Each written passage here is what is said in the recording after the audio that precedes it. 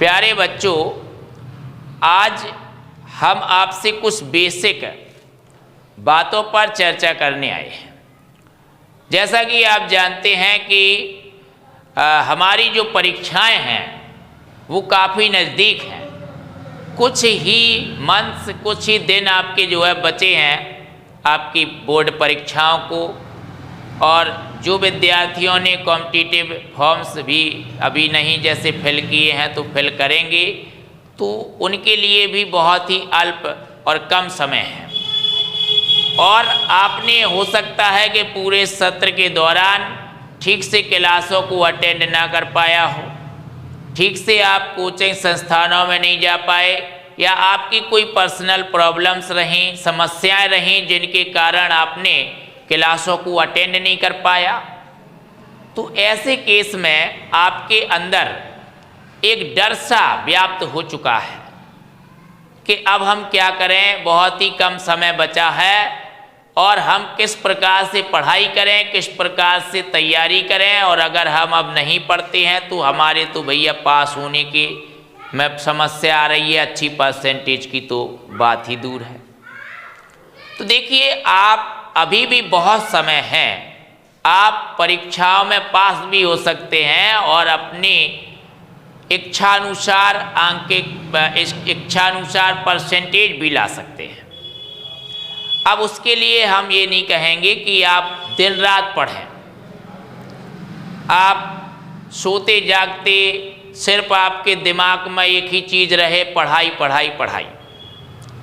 तो देखिए, इसमें क्या है कि आपके शरीर में, आपके जो माइंड है, माइंड में हैंगओवर हो सकता है, आप विचलित हो सकते हैं, आप परीक्षाओं के दिनों बीमार पड़ सकते हैं, आप परीक्षाओं से दूर भागने लगेंगे, कहीं सोचेंगे कि भाई अब हमें पढ़ना ही नहीं है, हम तो किसी कंपनी फैक्ट्री में जाएंगे, काम करेंगे, सैलरी कमाएंगे, अब हमें पढ़ना नहीं है, बहुत है, पढ़ लिया लिख लिया, अब हमारा मन नहीं लगता है।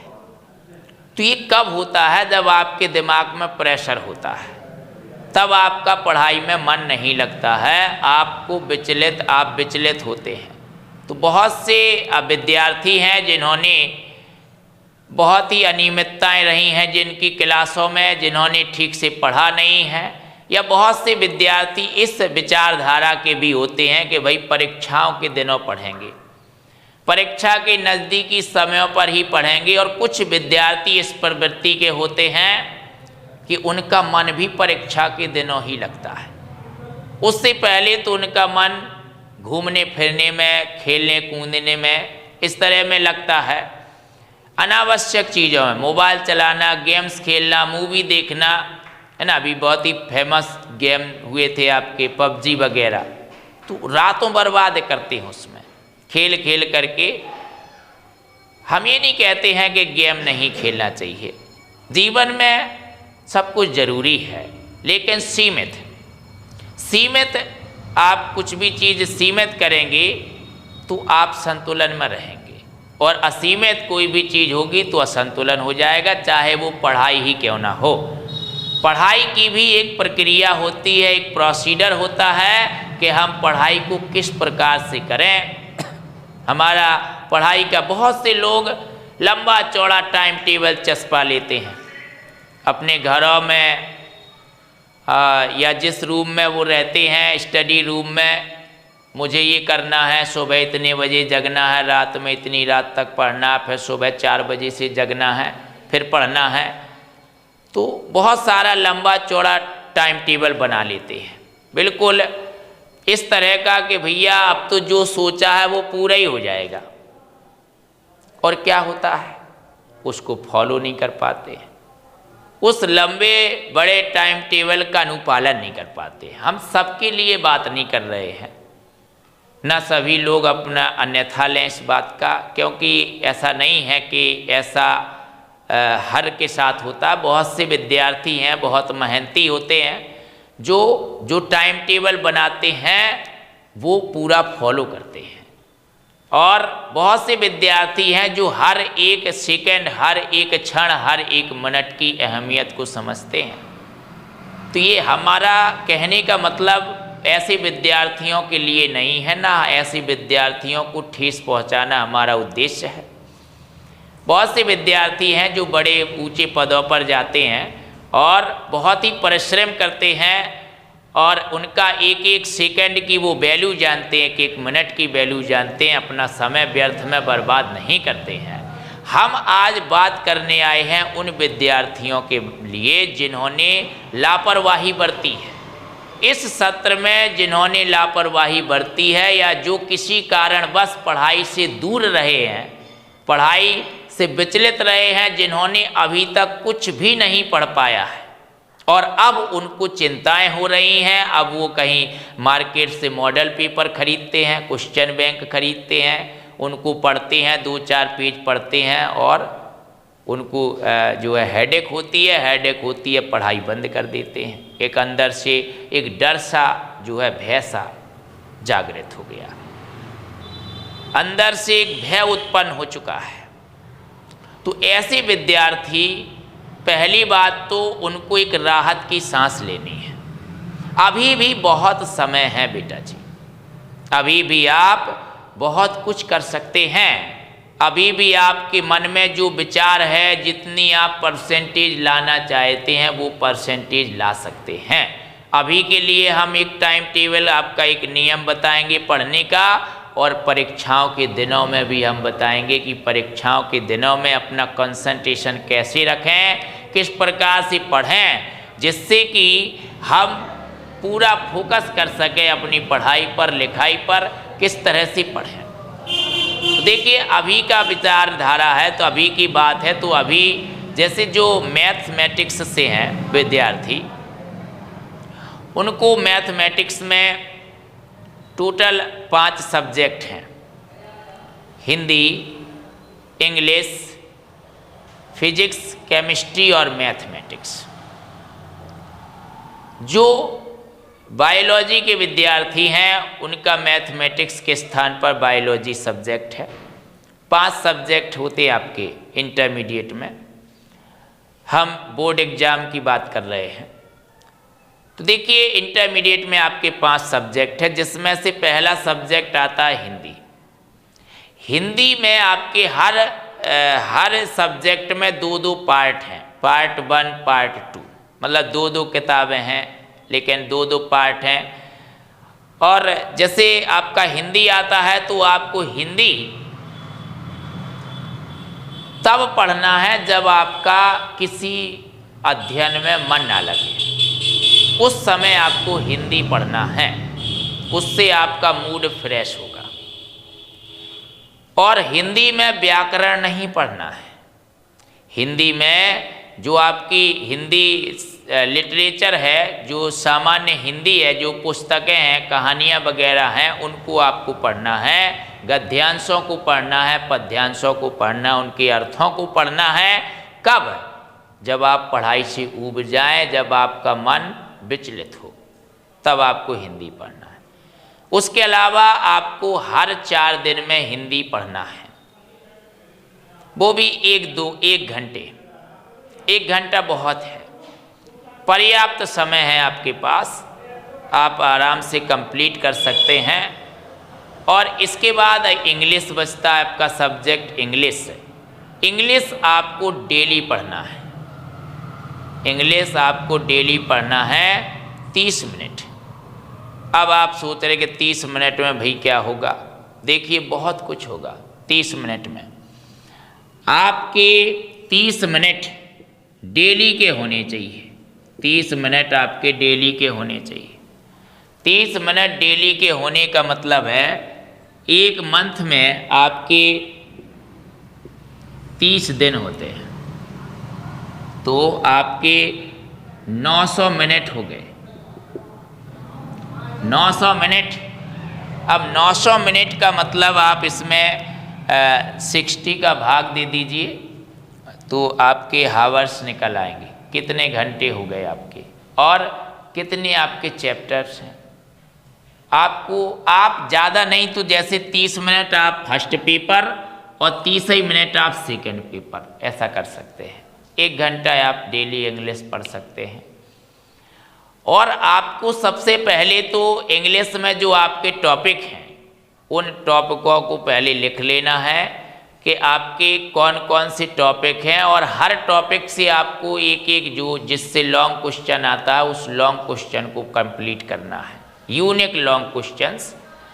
आप इसके लिए टीचर की मदद ले सकते हैं, इंग्लिश के अध्यापक की मदद ले सकते हैं, आप व्याकरण को पढ़ सकते हैं, या फिर आपको 4-4 दिन डिवाइड कर लेना है कि 4 दिन आपका जो है फर्स्ट पेपर हो जाएगा, 4 दिन सेकंड पेपर हो जाएगा, या आपका डेली का इंग्लिश का कंटेंट हो गया है। हम आपको अगली वीडियो में आपको बताएंगे कि कितने टाइम करना। अभी आप सोच रहे होंगे कि सर तो ऐसे ही बोल रहे हैं, बता रहे हैं और टाइम पता ही नहीं कब क्या पढ़ना है, और बोलना आसान है करना कठिन है। देखिए, बोलना आसान है करना कठिन होता है, ये बात बिल्कुल सत्य है, लेकिन आप अगर सोच बनाएंगे तो आप कर भी सकते हैं। और इंसान ही करता है सब कुछ, कुछ भी चीज़ इम्पॉसिबल नहीं है, क्योंकि इम्पॉसिबल भी आई एम से स्टार्ट होता है, आई एम पॉसिबल, सब संभव है। उसका भी हम आपको तरीका बताएंगे। इसके बाद अब आपकी आ जाती है फिजिक्स और केमिस्ट्री। फिजिक्स आ जाती है, केमिस्ट्री आ जाती है, मैथमेटिक्स आ जाती है। मैथमेटिक्स को टाइम आपको देना है दिन में, जिन दिन में 1 घंटा 2 घंटा जितना भी आपका दिन में टाइम निकले वो पूरा टाइम आप मैथ वाले विद्यार्थियों को मैथमेटिक्स में देना है। आंकिक प्रश्न कम से कम डेली 5 क्वेश्चन लगाइए, 5 से 10 क्वेश्चंस के बीच लगाइए, लेकिन डेली लगाइए।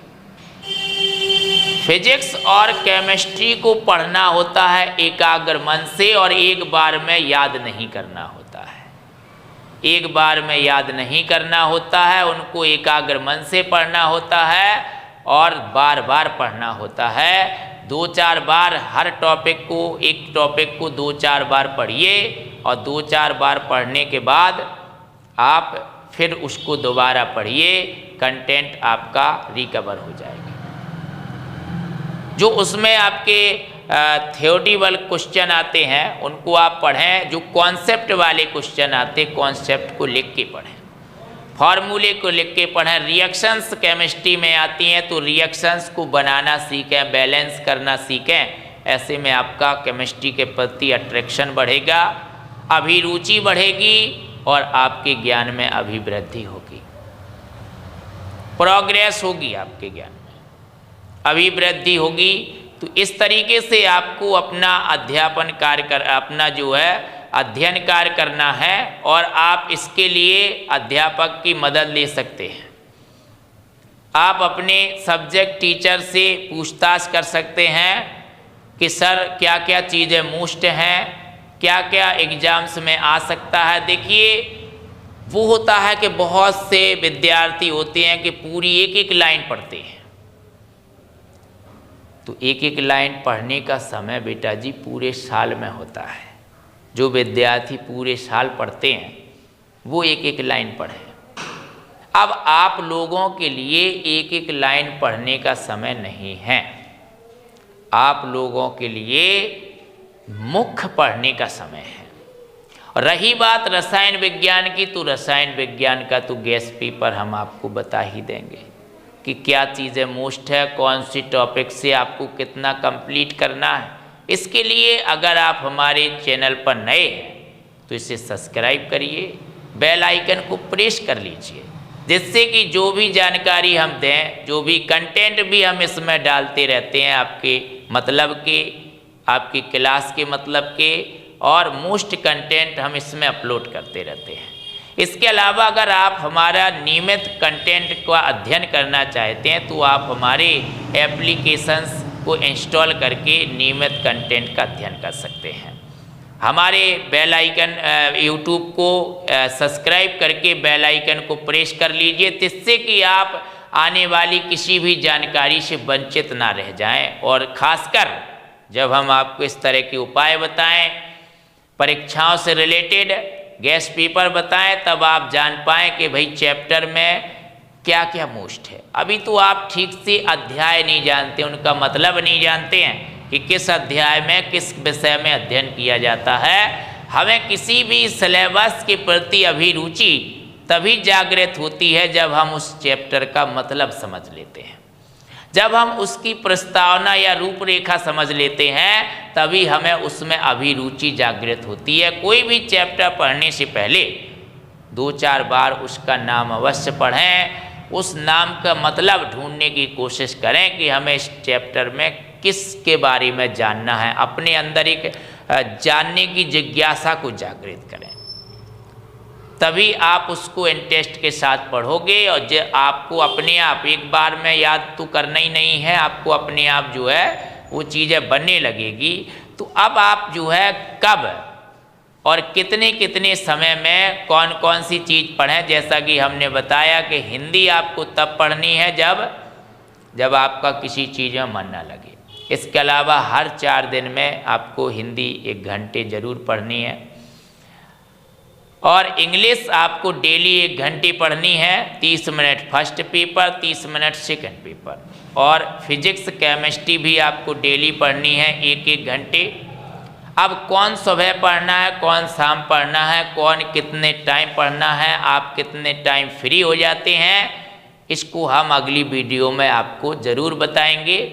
पहले आप कमेंट करके ज़रूर बताएं कि आपको आज की जानकारी कैसी लगी और आप क्या जानकारी चाहते हैं, या आप किस प्रॉब्लम्स को फेस कर रहे हैं पढ़ते समय, जैसे कि नींद आना, आंसुओं का आना, या फिर आलसपन का आना, या सर हम तो पढ़ते रहते याद ही नहीं होता है। तो आपको ऐसी कौन सी समस्या आती है, आप हमें जो है मैसेज करके पूछ सकते हैं। उस पर भी हम आपको अगली वीडियो में हम आपको जो मोटिवेशन वीडियो होगी, वैसे कंटेंट भी हम डालते हैं इसमें, कंटेंट को भी पढ़ा करो भाई, देखा करो फ्री टाइम पर, खाना बनाते समय, खाते समय, कभी भी देख सकते हो। दिमाग में चीज़ें गूंजती रहती हैं। पढ़ रहे हो रजिस्टर से अच्छी बात है, टीचर से पढ़ रहे हो अच्छी बात है, फिर भी आपको इतना अच्छा कंटेंट मिल रहा है, वो भी हिंदी मीडियम में, तो आप इसको यूँ ही वीडियो को ऑन करके आप इसको सुनते ही रहें, तो भी आपके दिमाग में ये चीज़ें प्रवेश करती रहेंगी और परीक्षा में आपको सहायता अवश्य प्रदान करेंगी। जब आप परीक्षा दे रहे होंगे तब जब आपको टेंशन नहीं होगी, आपका दिमाग फ्रेश होगा, जब आप प्रेशर आपका समाप्त हो जाएगा, तो आपको ये जो चीज़ें हैं, पुरानी चीज़ें जो कभी आपने पढ़ी होती हैं, वो ऑटोमेटिकली ध्यान आने लगती हैं। अगर प्रेशर हावी रहता तब तक कुछ भी ध्यान नहीं आता है। प्रेशर कैसे मरता है? टेस्टों के माध्यम से मरता है। टेस्टों की महत्वता, सॉल्व करने का तरीका भी हम आपको अगली वीडियो में बताएंगे कि आप अनसॉल्व या क्वेश्चन बैंक से पढ़ते हैं तो उसके कितने लाभ हैं और कितने नुकसान हैं, और आप टेस्ट देते हैं या अपना स्वयं का टेस्ट लगाते हैं, कोई भी अनसॉल्व पेपर लगाते हैं बैठ करके, आपने सोचा कि मुझे इस विषय का टेस्ट देना है, अपना आत्मनिरीक्षण करना है कि मैं कितना लायक हूँ, मुझे क्या क्या चीज़ें बन रही हैं, कितने % कोर्स याद हुआ है। जिनका देखिए 0% भी कोर्स याद है ना, वो हमारे साथ जुड़े भर रहिए, उनको पूरा याद हो जाएगा।